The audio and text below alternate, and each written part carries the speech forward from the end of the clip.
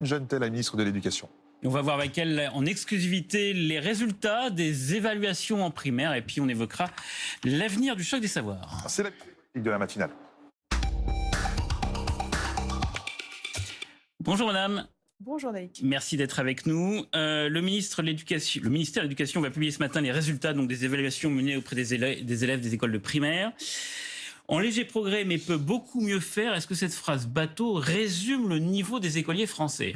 D'abord, depuis 2017, je veux dire que vraiment la priorité sur l'école, c'était une priorité du président de la République. Mais pour cela, il faut aussi savoir quels sont les fondamentaux que nous voulons mettre en avant. Alors, les allons mathématiques fait, et le madame, français. Les résultats, est-ce qu'ils sont bons Les ou pas évaluations, bons? ils sont très encourageants. Très encourageants. Pour la première fois depuis 5 ans, on voit des résultats extrêmement encourageants sur ces savoirs fondamentaux, lire, écrire, compter. Si je prends un exemple, en CE1, la fluidité en lecture, fondamentale pour pouvoir aborder tout le reste.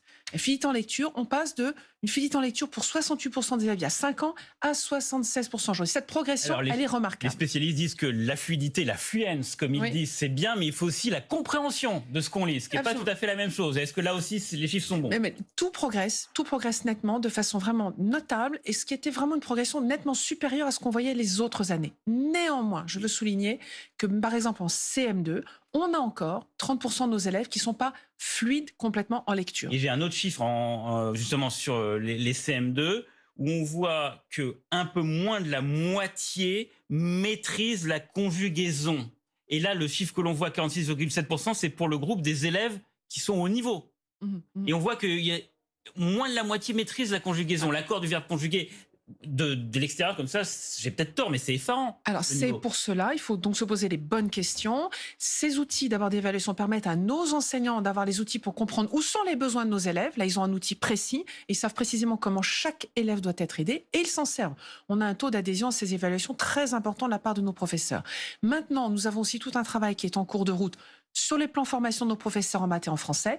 Et maintenant, la nouveauté, c'est qu'aujourd'hui, au bulletin officiel, sont publiés les nouveaux programmes de français et de mathématiques qui vont justement permettre de remédier à ces lacunes que nous avons encore, à ces progrès que nous devons encore faire pour emmener nos élèves vers la réussite et vers le collège. On a évoqué le CM2, ils seront l'année prochaine au collège. Dernière question sur ces évaluations. Qu'en est-il des inégalités qu'on observe entre les territoires, entre les établissements REP+, et les autres? C'est l'un des points faibles du système français pointé par l'OCDE. Est-ce que ça se résorbe un petit peu? Alors c'est là que c'est intéressant de voir en 6e, par exemple, cette cohorte d'élèves qui a bénéficié dans les zones d'éducation prioritaire du dédoublement des classes. On voit qu'ils progressent absolument. d'Emmanuel Macron, du premier quinquennat. Ils progressent d'une dizaine de points à peu près. Ils se rapprochent donc des élèves qui ne sont pas en zone d'éducation prioritaire, pardon. Et donc on voit qu'on tire tout le monde vers le haut. Donc il y a un progrès notable. Le dédoublement des classes produit ses effets. Le changement de programme va produire ses effets. La formation des enseignants va produire ses effets. Donc tout un ensemble de dispositifs mis en place depuis 2017 et que nous allons poursuivre font leurs effets. Il faudra continuer grâce à ces évaluations à les suivre. Parce qu'en effet, le primaire, c'était le chantier de 2017. Le chantier de 2022, c'est le collège avec le choc des savoirs voulu par Gabriel Attal qui a été plus ou moins mis en œuvre par Nicole Belloubet, plus ou moins mise en pause, c'est selon. Est-ce que vous allez relancer le processus? Alors d'abord, en ce moment, les groupes de besoins pour les élèves de 6e et 5e sur ces savoirs fondamentaux, justement encore français, mathématiques, sont en train de se mettre en place. Certains professeurs les ont mis, d'autres vont les mettre là au retour des vacances d'automne. Derrière, nous avons tout le collège qu'il faut emporter vers la réussite au brevet. Et j'aurai un acte 2 du choc des savoirs que j'annoncerai dans quelques jours, qui permettra là aussi de répondre aux besoins des élèves en classe de 4e et 3e pour aller vers la réussite du brevet. Donc vous nous l'annoncez dans quelques jours, mais vous pouvez quand même nous l'annoncer aujourd'hui. Ce que vous dites, c'est une piste en fait. Clairement, c'est que ces groupes de niveau, c'est leur premier nom. Groupe de besoin. Ça a été changé parce que ça faisait peur, groupe de niveau. Mais c'est comme ça que ça a été présenté au début. C'est pour que les gens ne soient pas perdus.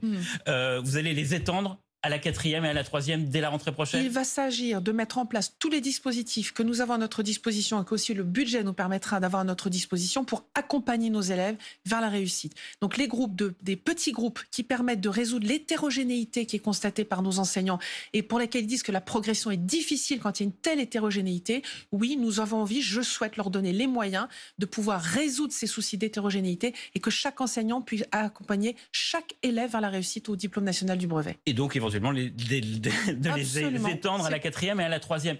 Mais est-ce qu'il ne faudrait pas quand même pérenniser et solidifier pour la 6e et la 5e? Parce que cette rentrée, selon une étude des syndicats, il n'y a qu'un établissement sur 3 qui les a mis en place de façon complète totale, puisqu'il y a 3 groupes de niveau, il y a des problèmes de moyens, il faut avoir 3 professeurs, il faut avoir des classes, il y a des problèmes d'emploi du temps. C'est compliqué à mettre en place à moyens constants. Et je veux saluer le travail des chefs d'établissement qui sont les pilotes du dispositif, même si c'est, en effet, ils le disent, un peu compliqué au début. Les résultats que j'ai pu voir sur le terrain, j'étais encore à Limoges il y a 15 jours pour l'observer, avec 2 manières de le faire, soit des groupes effectivement de niveau, on mettait les plus lents et les plus rapides dans 2 groupes séparés, ou au contraire des niveaux qu'on garde hétérogènes, mais moins hétérogènes que le groupe classe en classe entière. Les enseignants en sont contents pour le moment et ils observent déjà une progression des élèves. On a certains groupes, dans certains collèges, qui ont des groupes de 15 élèves pour avancer. C'est là qu'on trouve la réussite et la capacité à réussir et à aller vers le diplôme national du brevet. Autre question qui a été laissée en suspens par Nicole Belloubet par rapport aux intentions de Gabriel Attal. Qu'en est-il du brevet des collèges à la fin de la 3e comme étant obligatoire pour passer en seconde? Est-ce que ça, vous allez le mettre en place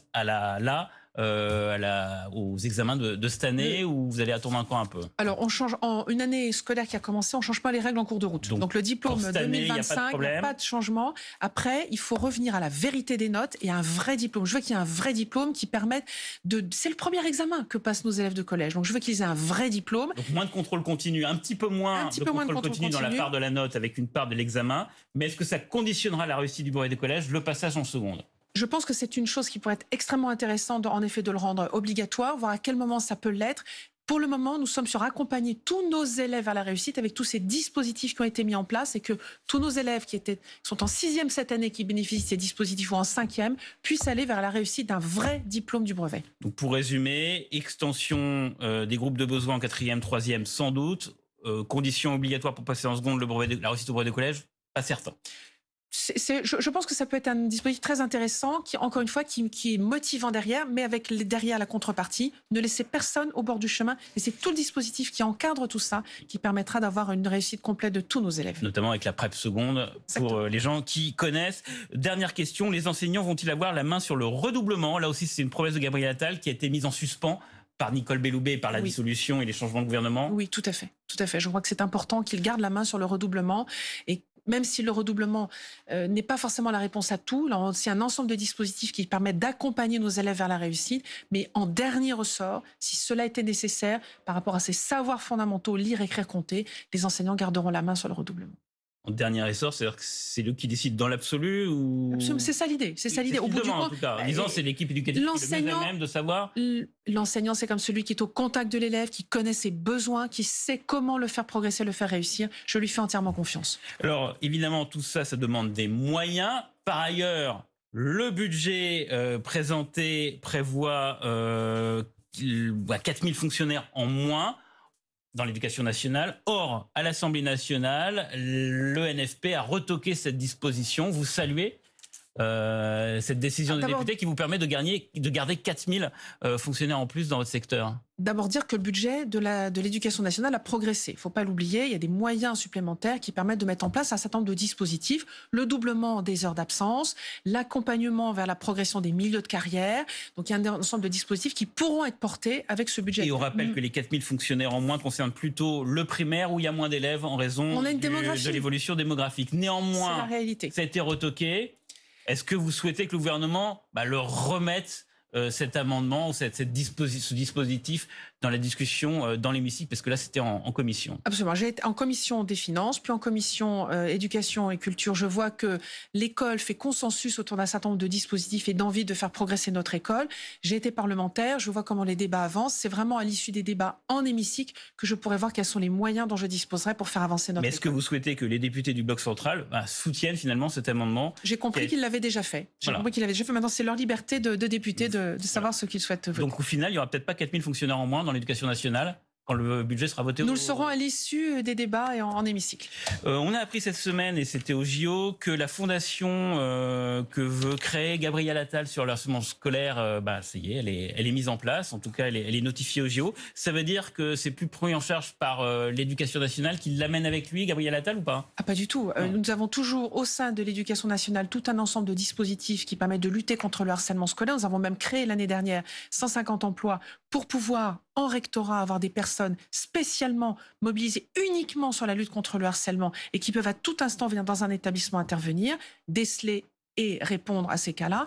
J'ai le 7 novembre ce grand questionnaire du CE2 à la terminale qui permet de dépister les cas de harcèlement et qui permet aussi d'encourager les adultes à écouter la parole des jeunes. Ça, c'est très important. Et autour de ce questionnaire, je ferai un grand événement en Sorbonne avec un certain nombre de classes et d'élèves qui ont été victimes. Dernière question plus politique. Vous êtes plutôt proche de Gabriel Attal. Il n'y aura pas de combat avec Elisabeth Borne. Il va prendre la tête du parti Renaissance, tout en restant président du groupe EPR à l'Assemblée nationale. C'est possible de mener les deux? Moi, je veux surtout souligner qu'on est dans une période politique assez compliquée, que plus que jamais, il faut être rassemblés, il faut être unis autour d'un projet commun. Je fais entièrement confiance à Gabriel Attal et à ma famille politique pour le faire. Plus que jamais, on doit montrer ce rassemblement. Et puis autour aussi de ce projet commun qui est l'école. L'école a toujours été dans notre ADN.